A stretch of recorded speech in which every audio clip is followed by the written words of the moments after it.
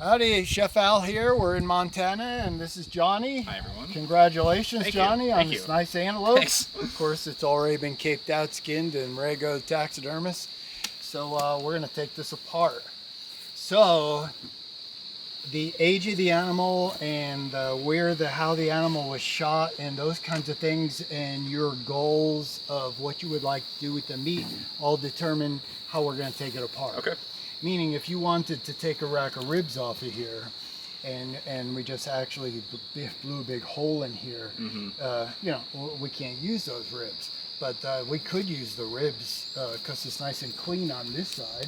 This side, we got some shot placement on the shoulder. It's kind of messed up. So what I like to do is get the hide off, get the body temperature down, of course, after you field dress it.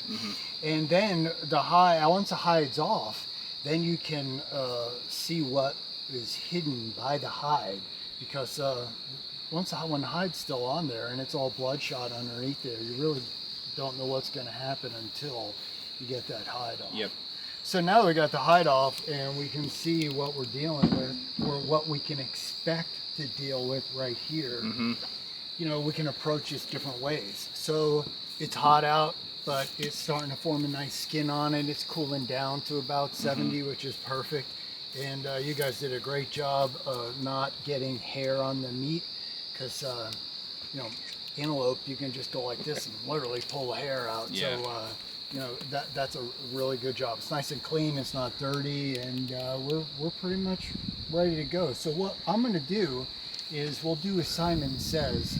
I'll do one side, you do the other. Perfect. And we'll just take this apart in quarters and get it in a cooler and get it on ice so it chills down the rest of the way. Sounds good to me. When we look at the animal right here, when we look at the outside of the carcass, all along back here are the tender cuts. So back here is the loin, which would be a loin of lamb or New York strip loin. And then here is the prime rib on beef or a rack of lamb. So this on pork from here to here is a full pork loin, bone in or bone out, either or. That's tender cuts.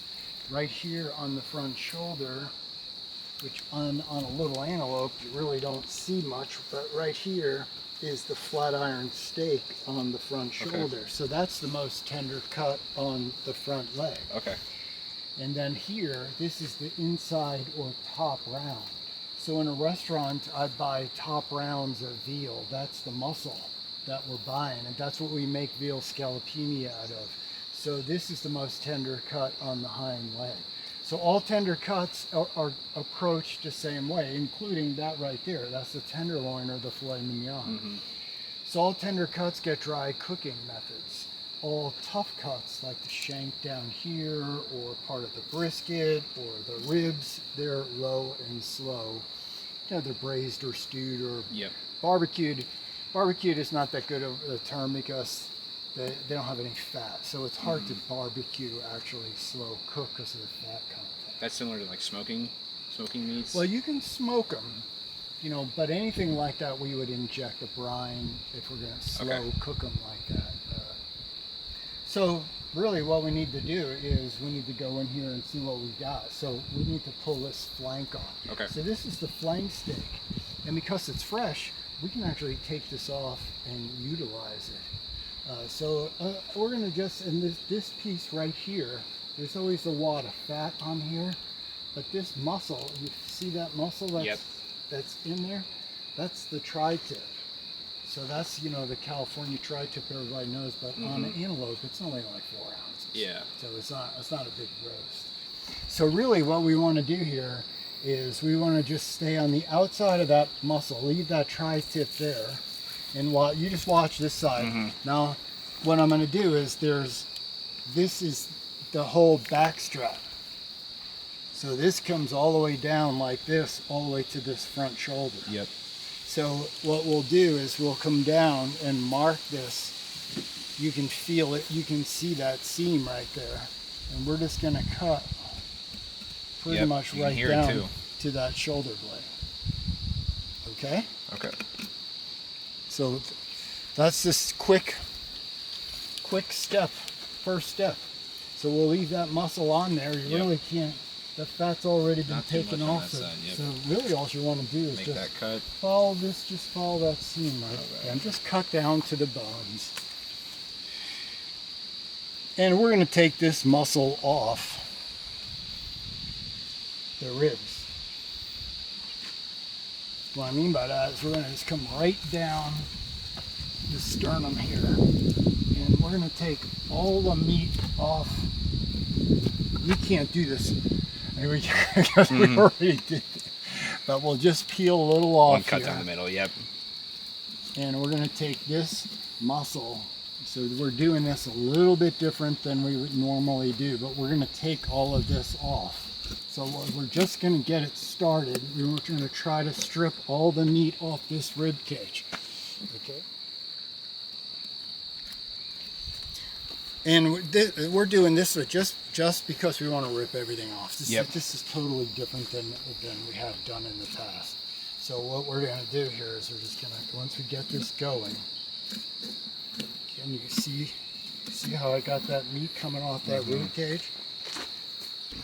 That's looking good. You're getting it there. Although you see it. So you see how much fat and how much bloodshot there is right there. Yep. But now we're going to start right up here. Okay. And we're going to just follow this.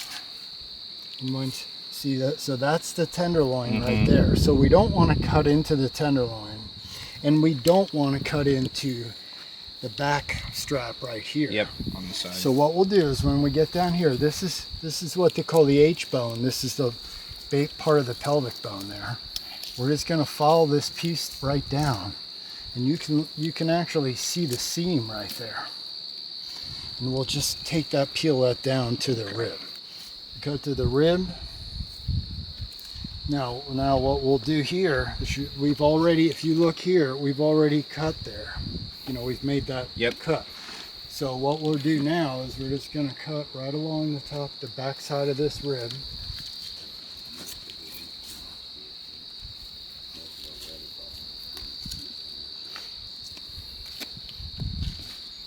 I'm just going to take and peel, just keep doing this.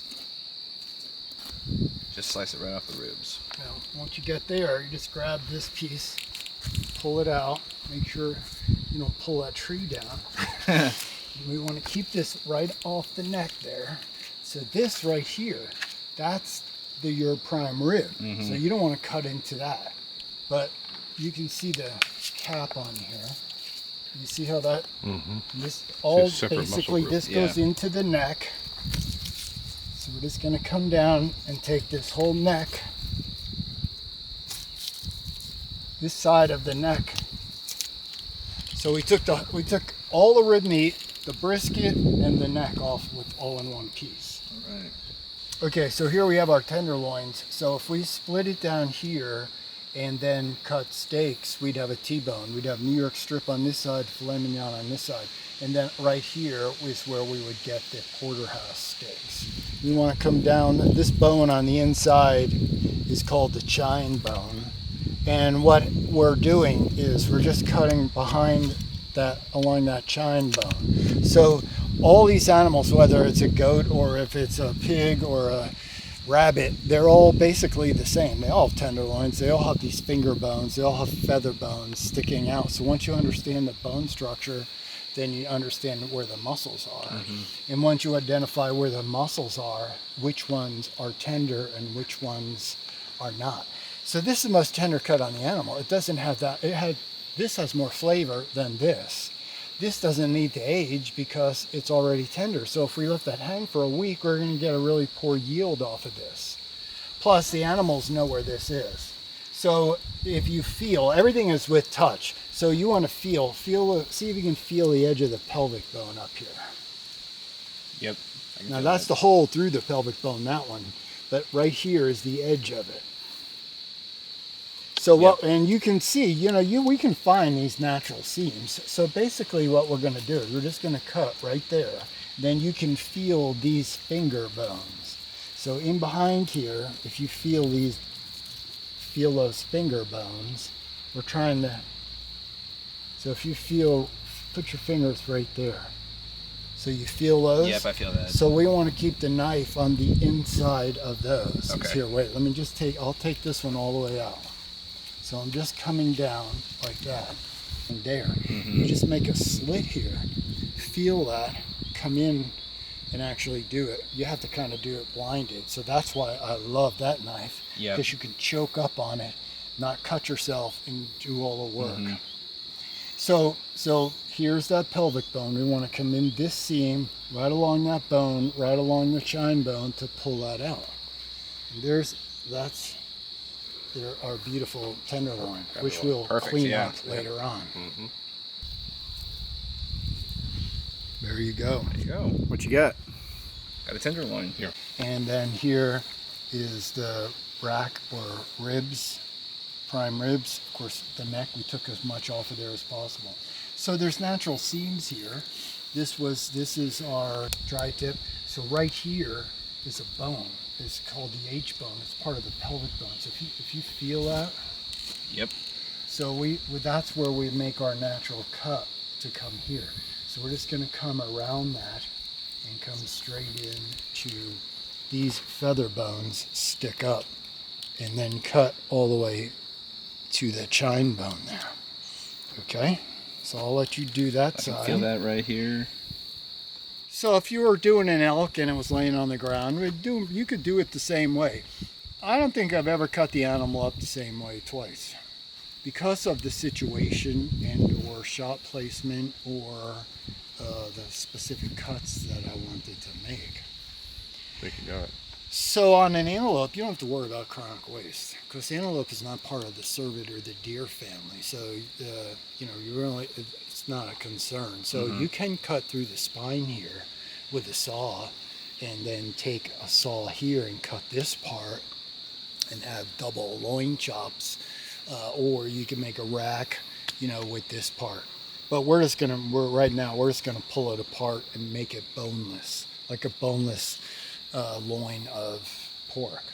So now what we'll do is we're just gonna come right down on either side of these feather bones. So I'm just gonna come down, and on a pig, everything is a little stubbier. And on a pig, there's a little more, I call them nuts and bolts.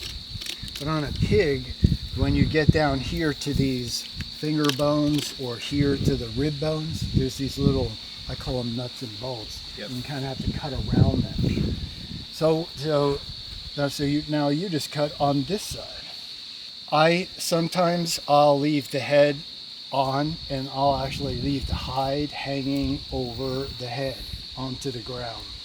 So the hide prevents the animal from swinging around. Lots of times I'll leave the hoofs on the animals so that I can use them as tools or grips. If you look here, feel this right here. You feel those finger bones? Yep. So what we're going to do is we're going to come in right along those finger bones, right behind those. And we're going to we want to keep the knife right on that finger bone. Just keep the knife right on the So, and what I mean by that is if you followed the contour of these ribs, that looks pretty neat with the sun shining through there. Yeah. If you put a big gash right in that beautiful piece of meat because it actually goes straight in. So as we go straight in, you keep that knife on the ribs. You can feel every one of them. Don't rush. And that's your full backstrap, which goes all the way to the neck. It's a great piece of meat. So there's your most tender cut. That's your prime cut. And you can see where it goes, where this starts going into the neck and it gets bigger as it goes up. Like on a bison, there's a big hump there. So we'll take this apart later on. Work under one end. I could do it for 3 days and let the ice melt and everything run out the bottom of the cooler. Any thoughts on that?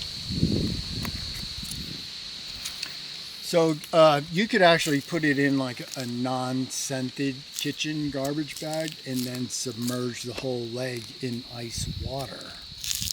And that way it's not actually in the water. But, look at that. That's beautiful. Perfect. Very nice. Okay, so here's our first quiz. Yep. Which way is the head of the animal? The head of the animal is this way. Nope. Right now. No, so this would be this piece came off. It right? came off Just like that? Okay. just like Yeah. that. So that's this the head. Right, so this would be the head. So when you look at this, you can look at the inside here, and you can see that seam where this muscle's getting bigger. This is just that cap and that flap, which we'll take off later. Yep. Bone, you'll remember where there's different bones. So this is that H bone, that bone that we said was part of the pelvic. And it comes out, it fans out like this. Then up here, it's part of that pelvic bone. So there's a little wing. If you put your thumb up on there, you can feel that right there. Yeah. So what we're going to do is we're just going to literally go around that bone and follow it. You can feel it. You can actually see how far it goes out. So the object here is to keep the bone to the pelvic bone, the knife to the pelvic bone. Don't go this way because we're going to put a big gash in the meat. Yeah. But we want to go around. We need to get around that bone right there. And then we're going to come down this piece right here. Okay? Now when you work on this, even if it was the what do you want to call it? The gutless method, pelvic bone has holes in it. So if you put your hand in there, you can cut through. Or if the bladder's still in there, you can cut the bladder. And we don't want that on our meat. So once we get down here, if you keep the knife on the bone, you can feel that all the way around. See the hole right there? Yeah. We want to be careful with that. We're just starting this up here because we'll take it off later, but I'll show you. So you can just start right there, come down, keep the knife this way. So you keep the tip of the knife this way into that bone, right? Yep. So we want to just go pretty much like that. Okay? Yep, keep the two towards the bone.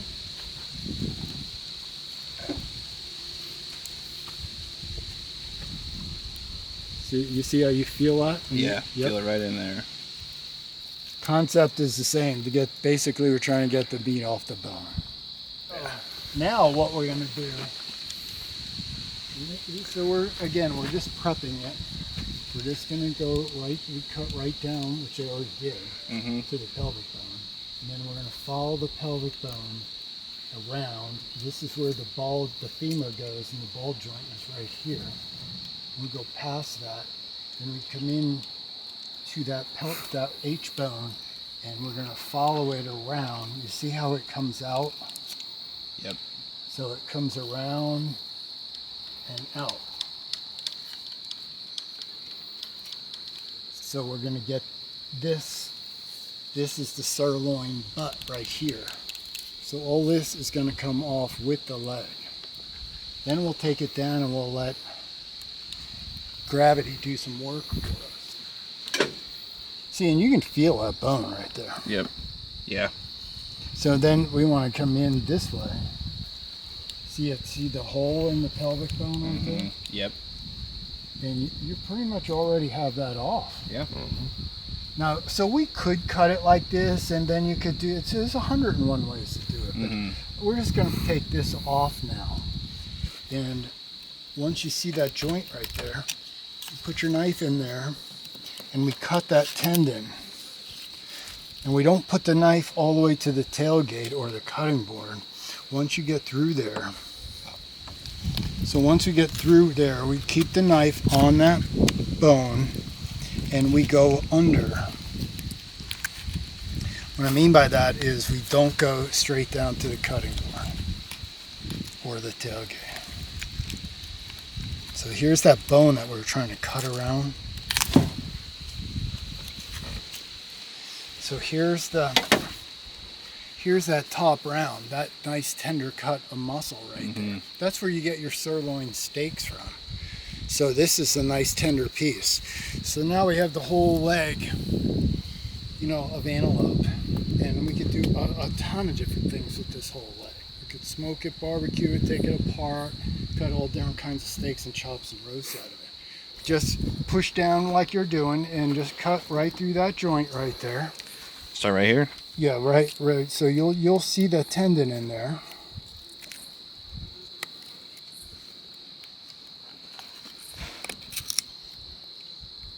Cut right there. Yep.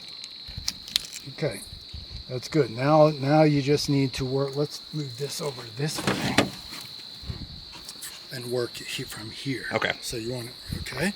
And I'll hold that carcass there.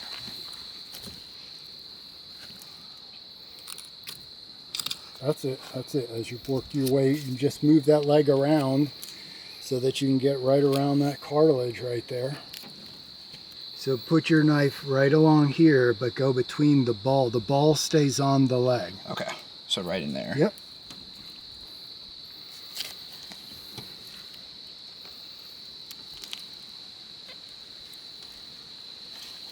Yep, that's it. Move it around just like you're doing. That's perfect. Stay to the bone. Keep the knife to the bone. There you go. Put bad to the bone. Look at that, look at that. Now that's that wing that I was talking about. So you can just twist it off or cut around it, but I want you to feel how big that is. Because on a deer, it's not as big as it is on an antelope. Really? Yeah. Come up just a little higher. Right there. Yep, there you go. Maybe a little bit more. You just keep finding the edge of that. There it is. There we go. Nice. Oh yeah. See that? Lift that baby up. See, now if that was a moose, you could hold that 200 pounds up with one hand, right? Let's see the different muscles now. There's the butt. So when we look at this animal, it's the back left leg. So there's the sirloin. Here's what we call the football or the sirloin tip. There's your tri-tip. Here's our shank. Here's the eye of the round. That's between the outside and the inside round. So this is tender. This is less tender, less tender. Eye of the round, you'll see those Like in an the eye butcher roast. shop. Typical eye roast, yeah? Yeah. Here's the top round. That's what they make Yeah. London broil out of, veal scallopini.